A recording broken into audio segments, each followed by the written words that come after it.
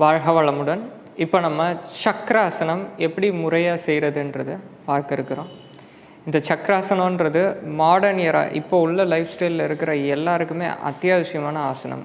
Minimum 3 நிமிஷமாவது இந்த ஆசனம் செய்ய முடியணும். அப்போ தான் ஆரோக்கியமாக இருக்கும்னு அர்த்தம்.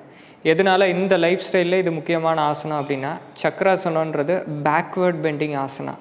இப்போ உள்ள லைஃப் ஸ்டைலில் பாருங்கள், எல்லாருமே ஃபார்வேர்ட் பெண்டிங் தான் பண்ணுறாங்க. பேக்வேர்ட் பெண்டிங் யாருமே செய்கிறதே கிடையாது. இப்போ உள்ள லைஃப் ஸ்டைலே ஃபார்வேர்ட் பெண்டிங்கில் தான் போயிட்டுருக்கு. இப்போ ஐடி குழந்தைங்க இருக்காங்க, ஸ்டூடெண்ட்ஸ் இருக்காங்க, எல்லாருமே ஃபார்வேர்டு லீன் பண்ணியே இருக்காங்க. இப்போ ஹவுஸ் ஒய்ஃப் இருக்காங்க பாருங்கள், ஃபார்வேர்ட் லீனிங் இருக்குது, பேக்வேர்ட் லீனிங் கிடையாது. பேக்வேர்ட் லீனிங் எப்போ இருக்கும் அப்படின்னா, ஃபிசிக்கல் ஒர்க்கு ஜாஸ்தியாக இருக்கிறப்ப இருக்கும், ஃபார்மிங்கில் இருக்கும், மரம் ஏறுறப்ப இருக்கும், மலை ஏறுறப்ப இருக்கும். இது மாதிரியான ஹார்டான இப்போ ரெஸ்லிங் பண்ணுறாங்க, ஃபைட்டிங் இருக்குது, இப்போ ட்ரெடிஷ்னல் ஆர்ட்ஸ், இது எல்லாமே பேக்வேர்ட் பெண்டிங் இருக்குது. ஆனால் இதெல்லாமே சுத்தமாகவே இந்த லைஃப் ஸ்டைலில் மேக்ஸிமம் கிடையாது. காலையில் போகிறாங்க அப்படின்னா ஈவினிங் தான் திரும்ப வராங்க. செடென்ட்ரி லைஃப் ஸ்டைலில் இருக்குது. இந்த பேக்வேர்ட் பெண்டிங் பண்ணுறப்ப என்ன நடக்கும் அப்படின்னா, சிம்பத்தட்டிக் நர்வஸ் சிஸ்டம் ஆக்டிவேட் ஆகும். ஃபார்வேர்டு பெண்ட் பண்ணுறப்ப பேராசிம்பத்தட்டிக் நர்வஸ் சிஸ்டம் ஆக்டிவேட் ஆகும். சிம்பத்தட்டிக் ஆக்டிவேட் ஆனால் தான் நம்ம நரம்பு மண்டலம் தூண்டும். நரம்பு மண்டலம் தூண்டுறப்ப சிம்பத்தட்டிக் என்ன வேலையை செய்யும்னா, பேராசிம்பத்தட்டிக்கு ஆப்போசிட் வேலையை செய்யும். பேராசிம்பத்தட்டிக் ஒருத்தரை இன்ட்ரோவர்ட்டாக மாற்றும், சிம்பத்தட்டிக்கு எக்ஸ்ட்ரோவர்ஷன் கொண்டு வரும். இப்போ ஒருத்தர் ஒரு விஷயத்தை செய்ய சொல்கிறாரு அப்படின்னா, ஆமாங்க சரிங்கன்னு சொல்லிட்டு போகிறது, அது பேராசிம்பத்தட்டிக் அதிகமாக ஆக்டிவேட் இருந்தால். பேராசிம்பத்தட்டிக்கும் சிம்பத்தட்டிக்கும் பேலன்ஸாக இருக்கணும். அப்போ மனநிலை எப்பயுமே கரெக்டாக இருக்கும். இதுவே சிம்பத்தட்டிக்கு பேராசிம்பத்தட்டிக் இது ரெண்டும் ஆக்டிவேட் ஆகிருக்கிறவன் என்ன நடக்குதுன்றதை யோசிப்பான், தன்னாலேயே யோசித்து பதிலை சொல்லுவான். சிம்பத்தட்டிக் ஆக்டிவேட் இருந்தால் தான் ரெசிஸ்டன்ஸு கிடைக்கும். அது எதில் இருந்தாலும் சரி, ஒரு விஷயம் தப்பு நடக்குது, நம்மளையும் அதில் சேர்த்துக்க சொல்கிறாங்க அப்படின்னா, அப்போ ரெசிஸ்டன்ஸ் இருக்கணும். இந்த ரெசிஸ்டன்ஸை கொடுக்கறது சிம்பத்தட்டிக் நர்வஸ் சிஸ்டம். அப்போ இந்த சிம்பத்தட்டிக் நர்வஸ் சிஸ்டத்தை தூண்டுறது பேக்வேர்ட் பெண்டிங். இந்த பேக்வேர்ட் பெண்டிங் சக்கராசனம் அடிப்படை பயிற்சி. ரெண்டாவது, இது பேக்வேர்ட் பெண்டிங் பண்ணுறப்ப, இப்போ பாருங்கள், பேக்வேர்ட் பெண்டிங் பண்ணுறப்ப நுரையீரல் பகுதி, இந்த செஸ்ட் ஓப்பன் ஆகும், தொராசிக் ரீஜியன் ஓப்பன் ஆகும், காற்றானது நல்லா உள்ளே போயிட்டு வெளியே வரும், அந்த லங் ஏரியா நல்லா ஓப்பன் ஆகும். மூணாவது என்ன நடக்கும் அப்படின்னா, இது நம்முடைய முதுகுத்தண்டுக்கு பக்கத்தில் இருக்கிற அந்த தசைகளை எல்லாத்தையுமே ஃப்ளெக்சிபிள் பண்ணும். ஃப்ளெக்சிபிள் பண்ணுது அப்படின்னாலே என்ன அர்த்தம்னா, அந்த இடத்துல ரத்த ஓட்டத்தை மேம்படுத்துதுன்னு அர்த்தம். அதுக்கடுத்தது நமது வயிற்று பகுதி, இதுதான் கோர், மையம், உடம்புல மையம் இதுதான். இந்த மையப்பகுதியை பலப்படுத்தும். இந்த ஆசனம் செய்கிறப்ப பாருங்கள், இது எப்படி வேலை செய்யுதுன்றதை நீங்கள் ஃபீல் பண்ண முடியும். நான்காவது, நரம்பு மண்டலம் டோட்டலையே இது ஸ்ட்ரெங்தன் பண்ணும். இந்த ஆசனம் எல்லாமே ரொம்ப நரம்பு மண்டலம் வீக்காக இருக்கிறவங்க செஞ்சாலே நடுங்குவாங்க, உடம்பெல்லாமே நடுங்கும். அப்போ அந்த அளவுக்கு இந்த ஆசனம் செய்ய செய்ய நரம்புகளை உறுதிப்படுத்துகிறோம். சிம்பிளாக இருக்கும், பார்க்குறதுக்கு ரொம்ப ரொம்ப சிம்பிளாக இருக்கும். செய்கிறப்ப அதோடைய டிஃப்ரென்ஸ் நமக்கு தெரியும். அதுக்கடுத்தது, இது நமது டைஜஸ்டிவ் சிஸ்டத்தை தூண்டும். இந்த சக்கராசனம் செஞ்சுட்டு அன்றைக்கே பார்க்குறப்ப அன்றைக்கி கொஞ்சம் டைஜஷன் இம்ப்ரூவ் ஆகிருக்கிறது தெரியும். பசி அதிகமாக எடுக்கும், டைஜஸ்டிவ் சிம்டம்ஸ் எல்லாம் சரியாகும். அதுக்கடுத்தது, இது ஹார்ட் ஹெல்த்தை இம்ப்ரூவ் பண்ணும். இந்த டிப்ரெஷன், ஆங்ஸைட்டி, இது எல்லாத்தையுமே சரி பண்ணும். இந்த ஆசனம் அப்படின்றது, இதோடைய பலன்கள் லிமிட்டட் அப்படின்றது கிடையாது. என்கிட்ட நிறைய பேர் நம்ம சொல்லக்கூடிய ஆசனத்தின் பலன்களுடைய ஆர்டிக்கிள் இல்லை ரிசர்ச் பேப்பர் காட்டுங்க அப்படின்றாங்க. ரிசர்ச் பேப்பர் நான் கீழே போடுறேன். அதில் ஏன் போடுறதில்லை அப்படின்னா, ரிசர்ச் பேப்பரில் இருந்தால் தான் உண்மை அப்படின்னு நம்ம நம்பிடக்கூடாது. நம்ம ஓலைச்சுவடிகளில் வந்திருக்கு ஆசனங்களுக்கு இது மட்டுமே பலன்கள் கிடையாது. ஆசனத்தை பற்றி இன்றைக்கி ஒரு விஷயத்தை கண்டுபிடிச்சிருக்காங்க, நாளைக்கு இன்னொரு விஷயம் கண்டுபிடிக்கலாம். அதனால பயிற்சி நம்ம செய்யணும். யார் யார் இதை செய்யக்கூடாதுன்றது தெரிஞ்சுக்கிட்டு மற்ற எல்லாருமே இந்த பயிற்சி பண்ணிக்கலாம். யார் யார் செய்யக்கூடாது, அப்போ நம்ம மைண்டு ரிசர்ச்சோ இல்லை புத்தகத்துலேயோ லிமிட்டடாக இருந்துக்கூடாது அப்படின்றதுக்காக நம்ம சொல்கிறோம். செய்யக்கூடாதவர்கள், ஹெர்னியா இருக்கிறவங்க செய்யக்கூடாது. ரெண்டாவது, ஸ்பைனலில் ஏதோ ஒரு தொந்தரவு இருக்குது, டிஸ்க் பல்ஜு, ப்ரோலாப்ஸு, இது மாதிரியான தொந்தரவுகள் எல்லாமே இருக்குது. அப்போ கைடன்ஸோடு செஞ்சுக்கலாம். அப்போ இந்த ஆசனத்தை செய்யக்கூடாது, நீங்கள் வீடியோவை பார்த்து செய்யாதீங்க. அதுக்கடுத்தது, வீக் பாடி இருக்கிறவங்க, ரொம்ப உடம்பு வீக்காக இருக்குது, அவங்க இதை செய்யக்கூடாது. அப்போ ஆரம்பத்துலேருந்து எப்படி பயிற்சியை செய்யணுன்றது கொடுத்துருக்குறோம். நம்ம பவன் முக்தாசன் அதில் கம்ப்ளீட் பண்ணிட்டா அதுக்கடுத்து உத்தான் பாதாசன் வரணும். அந்த உத்தான் பாதாசன் ஈஸியாக செய்ய முடிஞ்சிட்டா அப்புறம் சக்தி பந்தா தொடர். அதுக்கப்புறம் தான் இந்த ஆசனங்கள் எல்லாமே பயிற்சி பண்ணணும். அந்த 3யுமே கம்ப்ளீட் பண்ணணும். அதுக்கப்புறம் ஆசனத்துக்கு வந்துடலாம். அதுக்கடுத்தது ப்ரெக்னென்ட்டில் இருக்கிறவங்க இந்த ஆசனத்தை செய்யக்கூடாது. ப்ரெக்னென்சியில் இருக்கக்கூடிய உடல் வேறு, நார்மலாக இருக்கக்கூடிய உடல் வேறு. இப்போ இவங்க இந்த ஆசனத்தை செய்யக்கூடாது. கிளைகோமா இருக்குது அப்படின்னா இந்த ஆசனத்தை தவிர்த்துடணும். அதுக்கடுத்தது ரொம்ப ஹை பிளட் ப்ரெஷர் இருக்குது, அவங்க இந்த ஆசனத்தை செய்யக்கூடாது. முதுகில் ஏதாவது இன்ஜுரி ஆகிருக்கு, கீழே விழுந்துட்டாங்க, இல்லை முதுகில் அடிபட்டிருக்கு அப்படின்னா இந்த ஆசனத்தை செய்யக்கூடாது.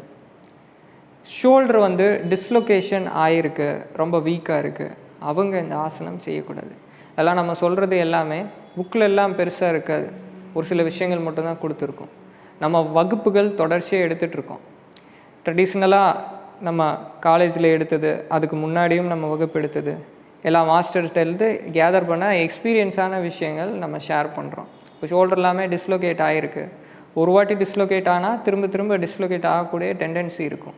பேக்வர்ட் பெண்டிங் தான், சக்கராசனம் தானே, இது ஷோல்டர்லேயும் வேலை செய்யும், ஷோல்டரை ஸ்ட்ரெங்தன் பண்ணும். வீக்காக இருக்கிறவங்களுக்கு திரும்ப அது பாதிப்பை ஏற்படுத்தும். இப்போ சொன்னவங்க தவிர மீதி எல்லாருமே இந்த ஆசனத்தை தாராளமாக செஞ்சுக்கலாம். சின்ன குழந்தைங்க ஆரம்பத்துலேருந்து செய்ய ஆரம்பித்தா நரம்பு மண்டலம் எப்பயுமே ஸ்ட்ராங்காக இருக்கும். இது எந்த அளவுக்கு உறுதித்தன்மை ஏற்படுத்தும் அப்படின்னா, பக்கவாதம் வந்தவங்க வெறுமனே இந்த ஆசனத்தை செஞ்சு அதிலிருந்து மீண்டு வந்துட்டாங்க. இதெல்லாமே நடந்திருக்கு.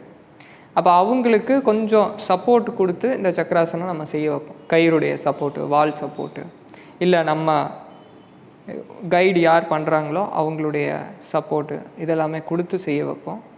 நார்மலாக இருக்கிறவங்களுக்கு இது பேசிக்கான போஸு, இந்த சப்போர்ட் எதுவும் வேண்டியது கிடையாது. சரி, இப்போ நம்ம இந்த ஆசனம் எப்படி முறையாக நம்ம செய்கிறது அப்படின்றதை நம்ம பார்க்கலாம். சக்கராசனத்திற்கு முதல்ல நின்ற நிலை எடுத்துக்கணும். நின்ற நிலையில் சமநிலை, இந்த 2 பெருவிரல் நேராக பார்த்தபடி இருக்கணும். முதுகுத்தண்டு நேராக இருக்கணும், உடல் எல்லாமே தளர்வாக விட்டுறணும். இந்த சக்கராசனம் ஆரம்பத்தில் நீங்கள் பயிற்சி பண்ணுறப்ப கண்ணை திறந்து வச்சு தான் பயிற்சி பண்ணணும். அப்புறம் போக போக கண்ணை மூடியும் பயிற்சி பண்ணிக்கலாம். இப்போ முதல்ல பக்கவாட்டில் நின்று பயிற்சி பண்ணி காட்டுறேன். இப்போ பாருங்க, முதலில் இது பேக்வேர்ட் பெண்டிங். பின்னாடி வளையிறப்ப மூச்சை உள்ளிழுக்கணும், நேரு வரப்ப மூச்சை வெளியிட்டுக்கிட்டே வரணும். மெயின்டைன் பண்ணுறப்ப நார்மல் மூச்சு. இப்போ இரு கைகள் இடுப்பு பகுதியின் மேலே வச்சுக்கிறோம். இப்போ சக்கராசனம் ஆரம்ப நிலை நம்ம வந்துட்டோம். இப்போ மூச்சை நல்லா உள்ளிழுத்துக்கிட்டே இடுப்பு பகுதியை அப்படியே முன்னோக்கி கொண்டு வந்து பேக்வேர்டு நம்ம பெண்ட் பண்ணுறோம். எவ்வளோ முடியுமோ அந்த அளவிற்கு.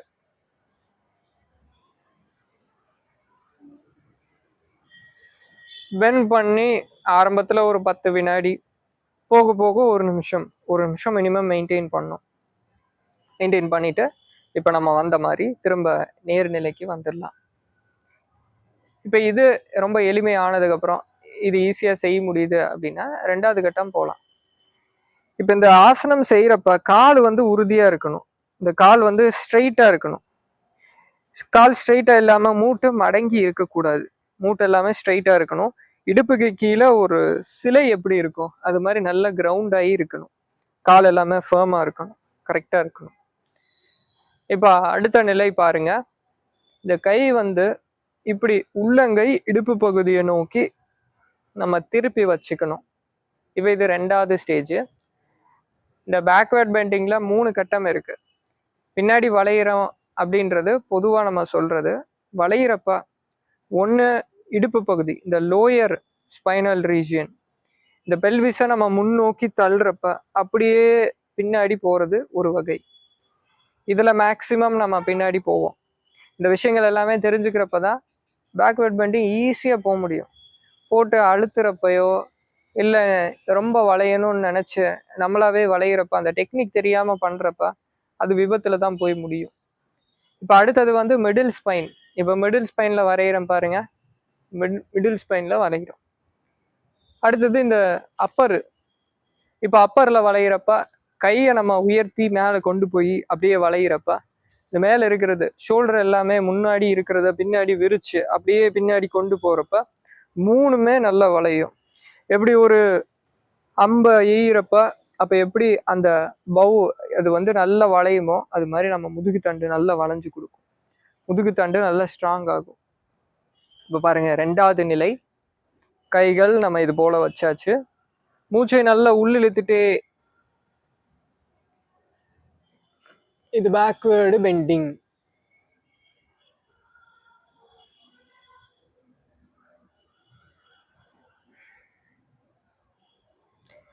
திரும்ப நேர்நிலை வந்தாச்சு.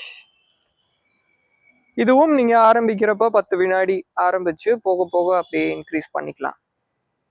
இப்போ இந்த ஆசனெல்லாம் செஞ்சு முடிச்சதுக்கு அப்புறம் முகத்துல அந்த அளவுக்கு நமக்கு மாற்றம் தெரியும். முகத்துல நல்ல பிளட் சப்ளை இன்க்ரீஸ் ஆகும்.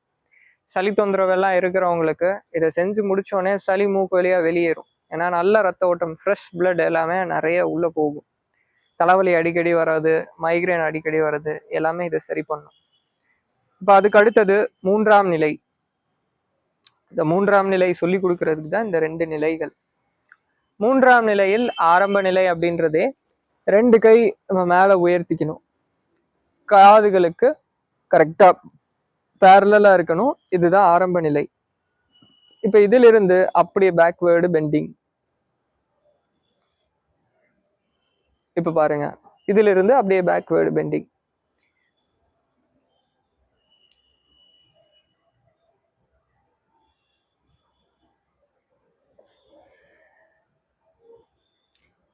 மெயின்டைன் பண்ணிட்டு திரும்ப ஆரம்ப நிலை வந்துடலாம். அப்படியே கண்கள் மூடி ஓய்வு நிலையில் ஓய்வு.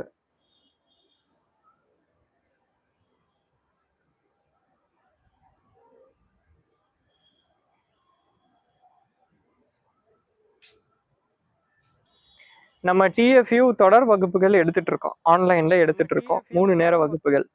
காலை 6:15 to 7:15, மதியம் 3 to 4:30, மாலை நேர வகுப்பு 6:40 7:40.